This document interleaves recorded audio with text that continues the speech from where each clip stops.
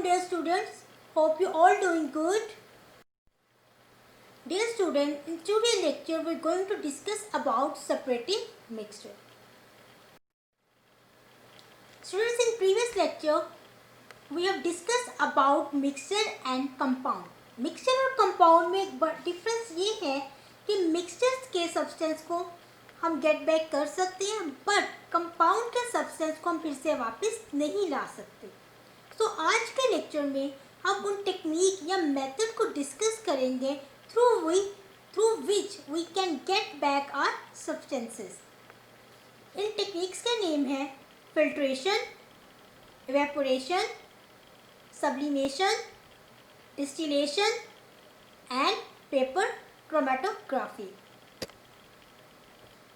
Students, आज के lecture में हम जस्ट 2 मिक्सर्स की टेक्निक को डिस्कस करेंगे, यानी हम सिर्फ 2 मेथड डिस्कस करेंगे through which we can separate mixer.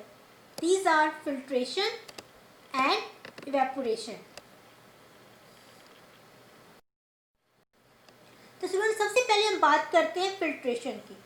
Filtration एक ऐसा मेथड या टेक्निक है जिसके थ्रू हम एक लिक्विड और सॉलिड के मिक्सचर को सेपरेट करते हैं, बट उसकी कंडीशन ये है कि सॉलिड हैज़ नॉट डिज़ोल्व, यानी कि जिन मिक्सचर एक सॉलिड और लिक्विड के मिक्सचर को अगर हम सेपरेट कर रहे हैं तो उस मिक्सचर में सॉलिड डिज़ोल्व नहीं होना चाहिए, कि अदरवाइज अगर वो डिज़ोल्व हो जाता है तो हम फिल्ट्रेशन के थ्रू उसको सेपरेट नहीं कर सकते.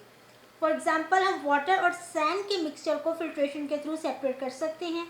इसके अलावा वाटर और चॉक के पार्टिकल को हम फिल्ट्रेशन के थ्रू सेपरेट कर सकते हैं, बट वाटर और सॉल्ट के मिक्सचर को हम फिल्ट्रेशन के थ्रू सेपरेट नहीं कर सकते, क्योंकि जो सॉल्ट होता है वो वाटर में कम्प्लीटली डिज़ोल्व हो जाता है, और सेकेंड उसके पार्टिकल जो होते हैं वो वेरी स्मॉल साइज में होते हैं. तो स्टूडेंट, एग्जाम्पल में हम लेंगे वाटर एंड सैंड का mixture. As you can see here, हमारे पास यहाँ पर एक मिक्सचर है जिसमें वाटर है और उसके अंदर आपको ये छोटी छोटी सी डॉट नज़र आ रही है, ये बेसिकली सैंड की पार्टिकल्स हैं. अब फिल्ट्रेशन के लिए लेबॉर्ट्रीज में हमारे पास एक सेटअप अरेंजमेंट होता है, एक प्रॉपर सेटअप है. As you can see here, ये हमारा फिल्ट्रेशन सेटअप है. ठीक है, एक स्टैंड के साथ हमने एक फ्लैक्स को अटैच किया है. ठीक है, इस फ्लैक्स में हमारे पास एक फनल है. फनल के अंदर हमारा फिल्टर पेपर है. स्टूडेंट, यहाँ पे जो फिल्टर पेपर है वो कम्प्लीटली उसमें छोटे छोटे टाइनी होल्स से बड़ा हुआ है, जो कि एक साइफ की तरह एक्ट करता है. आप साइफ को यहाँ पर देख सकते हैं, कुछ इस तरह से, यानी कि जाली की तरह से होता है, जैसे हमारे घरों में टी और कॉफ़ी के लिए स्टेनर्स होते हैं, बिल्कुल इसी तरीके से साइफ की तरह का ये फिल्टर पेपर बना हुआ होता है.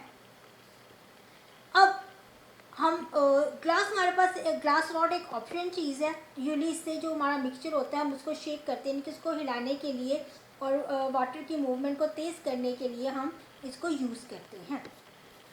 अब लेट्स सपोज हमारे कंटेनर में, जिसमें वाटर और सैंड का मिक्सचर है, हमने कंटेनर से मिक्सचर को पोर किया इस फनल में. ठीक है, अब फनल में जब हम मिक्सचर को डालेंगे तो जो वाटर होगा वो तो इन टाइनी होल्स के थ्रू पास हो जाएगा और इस तरह से नीचे आ जाएगा, बट जो आपके सैंड पार्टिकल्स होंगे वो आपके फिल्टर पेपर के जो होल है उसके अंदर स्टक हो जाएंगे, यानी वो होल से पास नहीं हो सकेंगे. जो होल्स होते हैं स्टूडेंट वो बहुत ही स्मॉल साइज़ के होते हैं.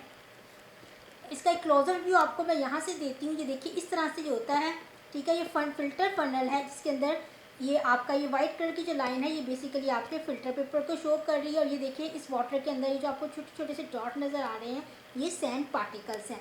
अब इस फनल्स के थ्रू, क्योंकि हॉल्स बहुत छोटे हैं, तो सिर्फ वाटर ही जो है वो बॉटम में आएगा. स्टूडेंट्स, ये जो वाटर पार्टिकल्स आपके फिल्टर पेपर पर कलेक्ट होते हैं इनको हम रेजिड्यू का नाम देते हैं, और जब वाटर आपका फनल के में से पास होकर नीचे आ जाता है तो उस वाटर को हम फिल्ट्रेट वाटर या फिल्ट्रेट लिक्विड कहते हैं, क्योंकि वो बिल्कुल प्योर फॉर्म में होता है, उसके अंदर कोई भी सॉलिड नहीं होता. ठीक है, वो प्योर वाटर फॉर्म होती है.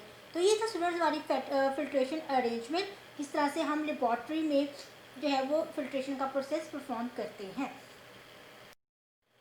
नेक्स्ट स्टूडेंट, हम डेली लाइफ में फिल्ट्रेशन की कुछ एग्जांपल्स को डिस्कस कर लेते हैं.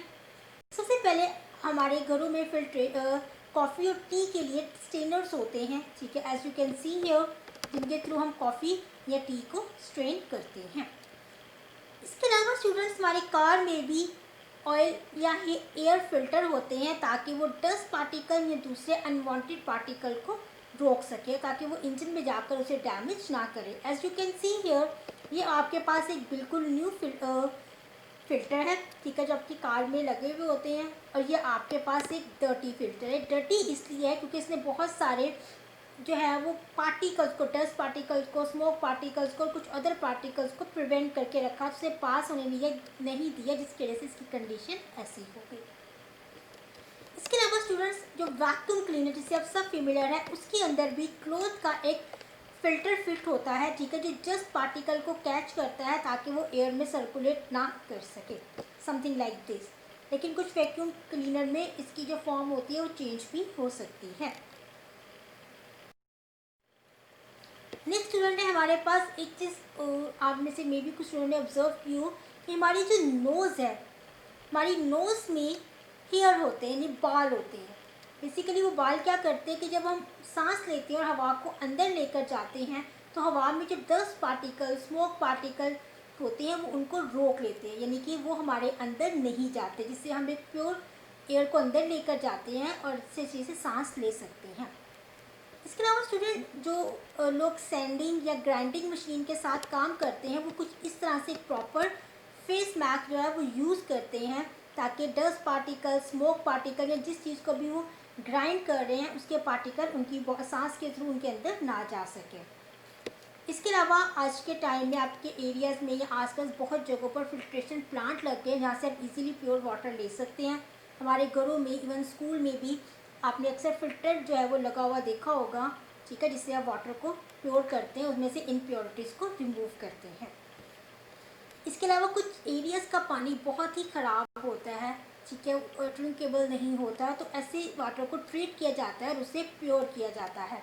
अनट्रीटेड वाटर को एक कंटेनर में डाला जाता है इनलेट पाइप के थ्रू, उसका कुछ यहाँ से कवर होता है, ठीक है, इस तरह से वाटर जो है वो डाला जाता है और वाटर के अंदर जितनी भी इम्प्योरिटीज़ होती हैं वो इस तरह लेयर्स की फॉर्म में जो है वो इकट्ठी होती है, जैसे कि सैंड है, ठीक है, इसके अलावा कुछ एक्टिव फिल्म्स हैं, कुछ आयरन के पार्टिकल्स हैं, कुछ ग्रेवल यानी कि पत्थर वगैरह हैं, वो सब इस तरह से लेयर्स की फॉर्म में इकट्ठे होते हैं और बॉटम में एक पाइप होता है जिसके थ्रू आपका ट्रीटेड वाटर यानी कि प्योर वाटर जो होता है वो एक कंटेनर में कलेक्ट कर लिया जाता है। अगर मैं आपको आज के टाइम में बहुत ही रेलिवेंट एग्जाम्पल दूँ तो स्टूडेंट्स, आप सब जानते हैं कि इस वक्त हम एक पैंडमिक सिचुएशन से गुजर रहे हैं, ठीक है, कोरोना वायरस चल रहा है।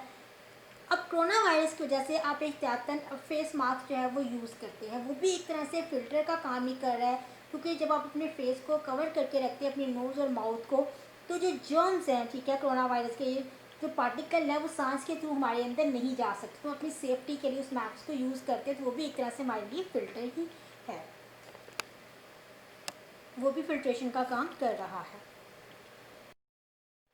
नेक्स्ट स्टूडेंट, अब एक नई टेक्निक को डिस्कस करते हैं, इट इज़ इवेपोरेशन। अब इवेपोरेशन में एक्चुअली होता क्या है, इवेपोरेशन में हम किस तरह के मिक्सचर को सेपरेट करते हैं। इवेपोरेशन में हम लिक्विड और डिज़ोल्व सॉलिड के मिक्सचर को सेपरेट करते हैं। फिल्ट्रेशन में हम लिक्विड और अनडिज़ोल्व सॉलिड को डिस्कस करते थे, बट इवेपोरेशन में हम लिक्विड और डिज़ोल्व सॉलिड को सेपरेट करते हैं।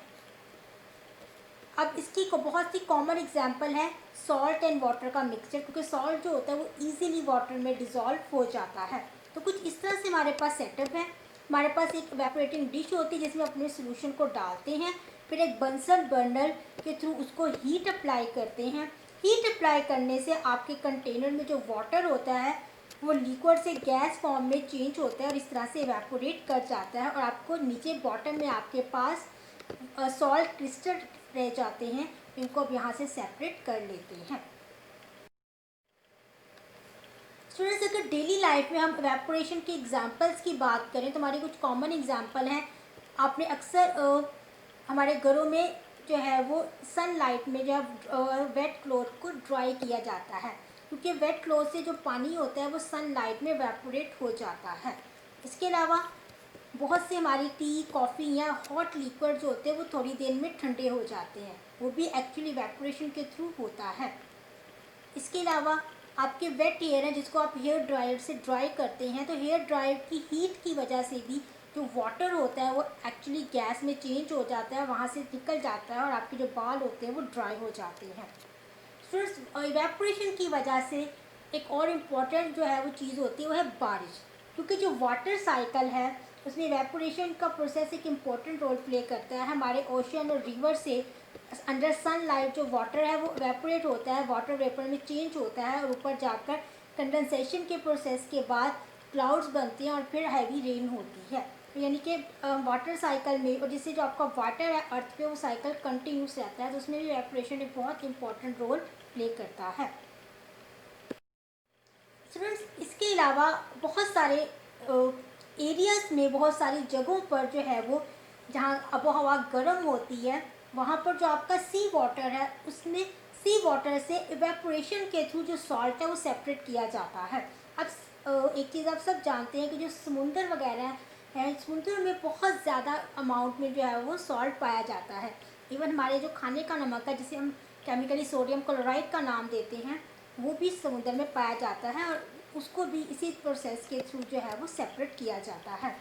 और सॉल्ट पैन के अंदर कुछ इस तरह से जो है वाटर को कलेक्ट करते हैं, वाटर इवेपोरेट हो जाता है और रेस्ट जो आपके सॉल्ट रह जाते हैं उसको इकट्ठा कर लिया जाता है।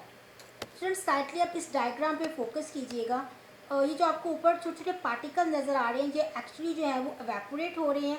ये जैसे जैसे यहाँ से वाटर पार्टिकल निकल रहे हैं, आप देखें यहाँ पे वाटर की जो क्वांटिटी है वो कम हो रही है। वाटर आहिस्ता आहिस्ता कम होता चला जाता है क्योंकि वाटर इवेपोरेट हो रहा है।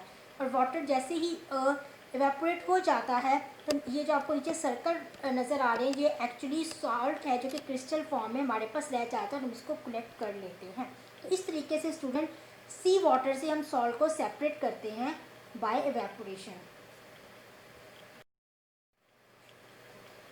आज के टॉपिक को स्टूडेंट यही क्लोज करते हैं। अब आते हैं अपने टॉपिक से रिलेटेड असाइनमेंट वर्क की तरफ। तो आपने क्वेश्चन नंबर 6 और 7 को अपने नोटबुक पे मेंशन करना है और लर्न करना है।